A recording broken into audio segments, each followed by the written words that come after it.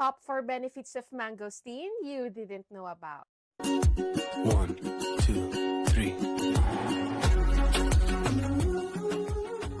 Alam niyo po ba na ang mangosteen ay considered as queen of fruits at marami rin itong health benefits? There's a study na kung saan nagkaroon sila ng 30-day consumption of mangosteen at nakita nila ang improvement sa kanilang overall health.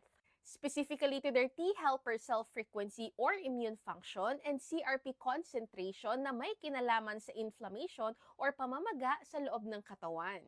So ano-ano po ang mga benefits? Number 1, ang mangosteen ay may powerful antioxidant.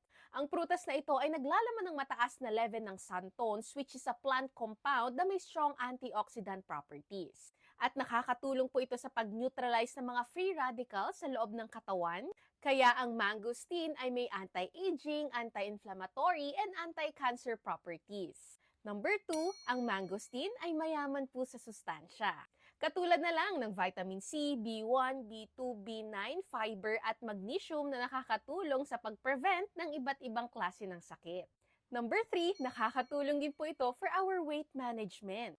Ang mangosteen ay mababa po sa calories, specifically 63 calories per 100 grams and fat, kaya nakakatulong din po ito sa pag-maintain ng ating weight. And number 4, gut health improvement. Ang prutas na ito ay mataas sa fiber composition kaya kino-consider din natin as prebiotic na kailangan ng ating colon upang ma-prevent ang digestion issues katulad ng hyperacidity and constipation.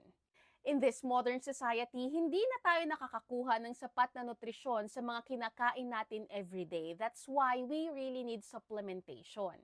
Kaya naman when it comes to mangosteen supplement, I highly recommend Omega 5. Dahil hindi lang mangosteen ang laman nito, kundi pati na rin spirulina, turmeric powder, guayabano leaves, and moringa na nakakatulong rin sa ating overall health.